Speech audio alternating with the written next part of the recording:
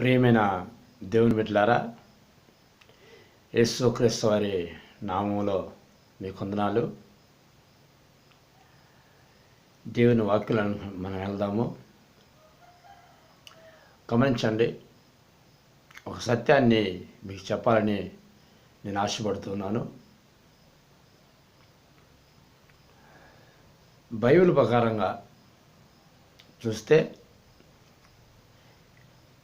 7 యుగాలు ఉన్నాయి. పుట్టినప్పటి నుంచి ఇప్పటి వరకు కూడా, లోకం పుట్టినప్పటి నుంచి ఇప్పటి వరకు కూడా 7 యుగాలుగా ఉన్నాయని 7 యుగాలు ఉన్నాయని బైబిల్ చెప్తా ఉంది.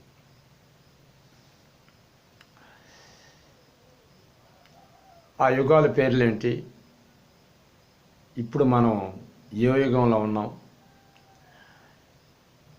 ఇంకేమన్నా యుగాలు రాబోతున్నాయా అనే విషయాన్ని ఈరోజు మనం తెలుసుకుందాం.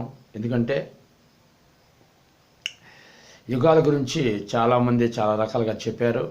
అయితే బైబిల్ ప్రకారంగా మనం చూసుకోవాలా యుగాలు. కనుక ఈరోజు చూద్దాం. మనం చూసే ముందు చిన్న ప్రార్థన చేసుకుందాం. పరిశుద్ధులైన తండ్రి, ప్రేమ కలిగిన దేవా, యేసుక్రీస్తు నామమున మీకు వందనాలు.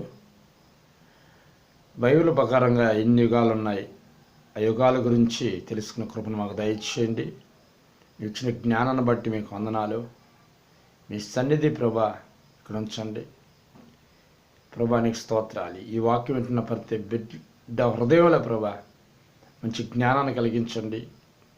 బైబిల్ని పరిశీలించి చదువుకునే విధంగా, పరిశోధించే విధంగా, అనేక సత్యాలు తెలుసుకునే విధంగా ప్రేరేపించమని ప్రార్థన చేస్తూ, ఈ ప్రార్థనకు ఆటంకం వస్తున్న సమస్త దురాత్మ అంధకార శక్తులను నజరుడిని యేసు తలమును ఆజ్ఞాపిస్తూ, నీ కుమారుడు యేసుక్రీస్తు వారిని మాత్రమే సంపూర్తిగా మహిమ తెచ్చుకోమని యేసు నామములో అడుగుతున్నాను తండ్రి, ఆమేన్. గమనిద్దాము. ఒక వాక్య భాగాన్ని మనం చదువుకుందాం.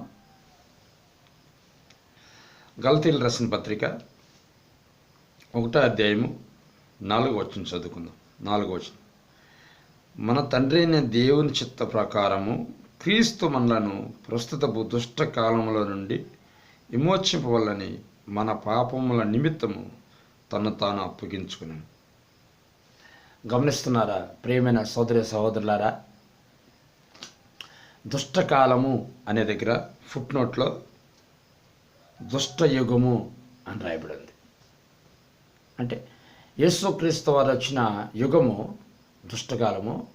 యేసుక్రీస్తు వారు వచ్చిన యుగంలోనే మనం కూడా ఉన్నాం. కనుక ఇది దుష్టయుగం. అసలు ఈ దుష్టయుగం ఎన్నో యుగము, ఎన్ని యుగాలు గడిచిపోయినాయి. ఈ దుష్టయుగాన్ని ముందు ఎన్ని యుగాలు గడిచిపోయినాయి. ఇప్పుడు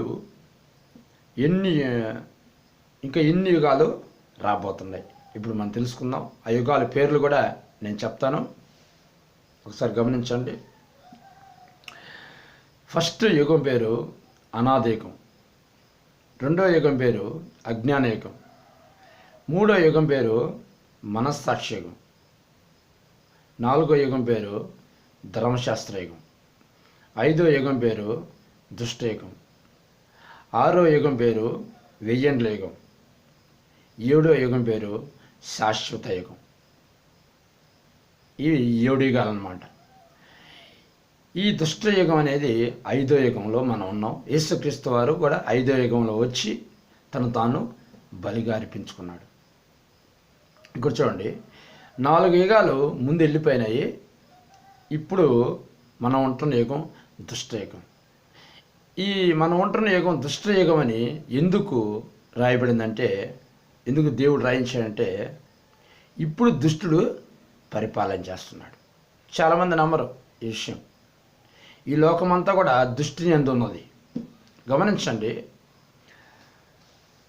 యోహాను రాసిన మొదటి పత్రిక 5వ అధ్యాయము 19వ వచనం మనం చూసినట్లయితే, మనం దేవుని సంబంధమనియు లోకమంతయు దుష్టుని యందు ఉన్నదనియు ఎరుగుదుము.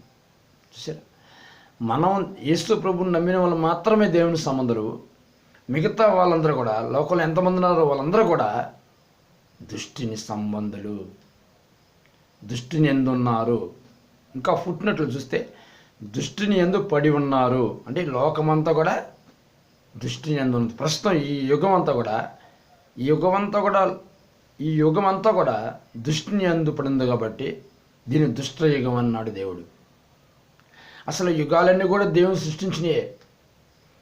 అయితే ఈ యుగాన్ని సైతానుడు పరిపాలిస్తున్నాడు అన్నమాట.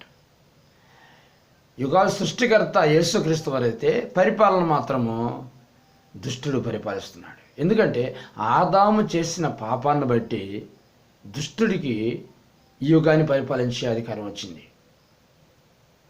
కనుక ప్రియమైన దేవుని బిడ్డలారా, ప్రియ సోదర సహోదరుల గమనించండి, ఇది దుష్ట యుగము, దుష్టుడు పరిపాలిస్తున్న యుగం. అందుకే రెండో కొరింథీ 4వ అధ్యాయం 4వ వచనంలో ఉంటుంది, యుగ సంబంధమైన దేవత. ఈ యుగ సంబంధమైన దేవత, ఈ యుగం అంటే ఈ యొక్క 5వ యుగానికి సంబంధించిన దేవత సైతానుడు. యుగ సంబంధమైన దేవత అని అక్కడ మనం రాయబడుతుంది. దాని ప్రకారంగా 4 యుగాలు వెళ్ళిపోయినాయి. ఇప్పుడు 5వ యుగంలో ఉన్నాము. ఇక రాబో 2 యుగాలు ఉన్నాయి. ఇంకా రాబో యుగాలు ఉన్నాయని బైబిల్లో ఎక్కడుందయ్యా అని మీరు అనొచ్చు. నేను చూపిస్తాను ఎక్కడుందో. చూడండి, ఎఫ్సీలకు రాసిన పత్రిక 2వ అధ్యాయము 6వ వచనం మనం చూసినట్లయితే అక్కడ రాబో యుగములలో అనే మాట మనకు కనబడుతుంది. యుగము అంటలేదు, రాబో యుగము అంటలేదు, యుగాలలో అంటున్నాడు. అంటే ఒకటి కంటే ఇంకా ఎక్కువ ఉన్నాయని చెప్పి మనకి ఆ వచనం ద్వారా మనకు తెలుస్తుంది. కనుక ప్రియమైన గమనించండి, రాబో యుగములలో పరిశుద్ధాత్మ గురించి యేసు మాట్లాడుతూ పరిశుద్ధాత్మని ఎవరైతే దూషిస్తారో వారికంట యుగమందైనను రాబో యుగమందైనను పాపక్షమాపణ లేదంటారు. యేసుక్రీస్తు వారు స్వయంగా చెప్పిన మాట. కనుక ఈ యుగమే కాదు, ఇంకా రాబో యుగం ఉంది, రాబో యుగాలు కూడా ఉన్నాయి. ఇందాక చెప్పిన కదా, రాబో యుగం, ఏండ్ల యుగం ఉంది, పోతే ఇంకా శాశ్వత యుగం ఉంది. ఇంకో విషయం మీకు చెప్పాలి, యుగం అంటే 1000 సంవత్సరాలు, అంతకంటే పైన కూడా ఉండొచ్చు. కొన్నిసార్లు యుగం అనే మాటని కాలంగా వర్ణించారు, ప్రపంచంగా వర్ణించారు, లోకంగా వర్ణించారు. బైబిల్లో ఉంది, వివిధ రకాలుగా వర్ణించడం జరిగింది, రాయడం జరిగింది. అయితే ఎక్కువ కాలం అనే దానికి తీసుకొని యుగంగా ఎక్కువ సార్లు బైబిల్లో రాశారు దేవుడు. కనుక ప్రేమేంద్రుడారా, ఇప్పుడు మనము దుష్టయుగంలో ఉన్నాము. రాబోయే 2 యుగాలు ఉన్నాయి. ఇప్పటి వరకు 4 యుగాలు గడిచాయి. కనుక ఈ దుష్టుని యందు యుగమంతా కూడా పడి ఉంది. ఈ దుష్టుడు పరిపాలిస్తున్నాడు. ఈ యుగం నుంచి మనం తప్పించుకోవాలంటే, అంటే యుగ సంబంధమైన దేవత నుంచి మనం తప్పించుకోవాలంటే మనం యేసుక్రీస్తుని పూర్తిగా విశ్వసించాలి. ఇంకా విశ్వసించకపోతే విశ్వసించాలి. నరకం నుంచి కూడా తప్పించుకోవాలంటే యేసుక్రీస్తు వారిని సంతోషంగా అంగీకరించాలి. ఎవరైతే అలా అంగీకరిస్తారో ఈ యుగ సంబంధం కాకుండా, సైతన సంబంధం కాకుండా దేవుని సంబంధంగా మనం జీవిస్తాం. మనకు దేవుడు పరలోక రాజ్యాన్ని ఇస్తాడు. నరకాన్ని తప్పించి పరలోక రాజ్యాన్ని మనకిస్తాడు. గమనిస్తున్నారా? 7 యుగాలు ఉన్నాయి, 4 యుగాలు గడిచాయి. ఇప్పుడు మనం 5వ యుగంలో ఉన్నాం. 5వ యుగాన్ని దుష్టయుగం అంటారు. ఇక రాబోయే కాలంలో అన్ని యుగాల గురించి, ఒక్కొక్క యుగం గురించి నేను బాగా క్లారిటీగా మీకు చెప్తాను. ప్రస్తుతానికి మనం ఉన్న యుగము దుష్టయుగము. యేసుక్రీస్తు వారు కూడా ఈ లోకానికి వచ్చింది దుష్టయుగంలోనే. అందుకే గలితీలో ఉంటుంది ప్రస్తుతపు అన్నది. ప్రస్తుతం అంటే ఇప్పుడే అర్థం. ఇంకోసారి ప్రస్తుతపు దుష్టకాలములో నుండి అంటే ప్రస్తుతం ఈ కాలం దుష్టకాలము విమోచింపవాలని. ఈ ప్రస్తుతం ఈ దుష్టకాలం నుంచి, ఇది దుష్టకాలం అని చెప్తాడు. ఈ దుష్టకాలం నుంచి అంటే దుష్టయుగం, ఈ దుష్టయుగం నుంచి మనల్ని విమోచించాలని యేసుక్రీస్తు వారు ఏం చేశారు? యేసుక్రీస్తు వారు ఈ లోకానికి వచ్చి రక్తం కార్చాడు. ప్రేమైన దేవుని బిడ్డలారా, ఇంకా యుగాల గురించి మీకేమైనా సందేహం ఉంటే తప్పకుండా నాకు కాంటాక్ట్ చేయండి. నా ఫోన్ నెంబరు నేను ఇస్తున్నాను, మీరు కాంటాక్ట్ చేయండి. ఇంకా మీకు యుగాల గురించి నేను చెప్తాను. కనుక ఈ సత్యాన్ని మీరు తెలుసుకోవాలి.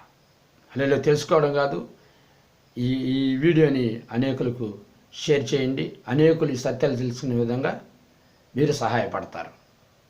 జ్ఞానం ఉండాలి మనకి. ఈ జ్ఞానం మనం తెలుసుకుంటే, ఎప్పుడైతే జ్ఞానాన్ని మనం పొందుకుంటామో, సైతాను క్రియల నుంచి, సైతాన్ యొక్క కబంధ హస్తాల నుంచి మనం బయటపెడతాం అన్నమాట.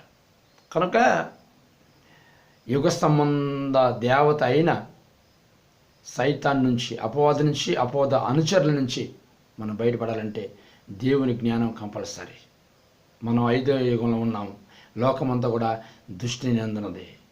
అయితే మనం దేవుణ్ణి ఎందున్నాము, ఈ నిజమైన దేవుని యేసుక్రీస్తు వారిని మనం ఆరాధిస్తున్నాం. అర్థమైందా? చిన్న ప్రార్థన చేసుకుందాం. పరిశుద్ధులైన తండ్రి, ప్రేమగల దేవ, యేసుక్రీస్తు నామమున మీకు వందనాలు. ఇప్పటి వరకు నాయన మీరు యుగాల గురించి మాతో మాట్లాడినారు. 7 యుగాలు ఉన్నాయి. ఇప్పుడు ఈ లోకమంతా ప్రభా 5వ యుగమైన దుష్టయుగం నందున్నారు. ఈ యుగము దుష్టయుగము, ఇది 5వ యుగము. ఇక రాబోయే 2 యుగాలు ఉన్నాయి ప్రభా. 1000 ఏండ్ల పరిపాలన యుగము, శాశ్వత యుగము. యుగాల గురించి అనేకులు తెలుసుకునే విధంగా సహాయం చేయమని. ఎందుకంటే యుగ యుగాలకు నువ్వు దేవుడే ఉన్నావు. యుగ యుగములో నీకు మహిమ కలుగును గాక. తండ్రి సహాయం చేయమని ప్రభా, నీ యందు విశ్వసించు కృప దయచేయమని. ఈ దృష్టిని పడకుండా ప్రభా, ఈ దుష్ట యుగంలో దృష్టిని పడకుండా నేను నమ్మి విశ్వసించి, నీవే నిజమైన దేవుని కుమారుడు అని విశ్వసించి నమ్మి నరకం తప్పించుకొని పరలోక రాజ్యానికి వారసుల కృప దయచేయమని ప్రార్థన చేస్తూ చిన్న ప్రార్థన పాదాలు సమర్పించుకుంటూ యేసు నామములో అడుగుతున్నాను తండ్రి, ఆమేన్. దేవుడు మిమ్మల్ని దీవించి ఆశీర్వదించును గాక. ఆమేన్.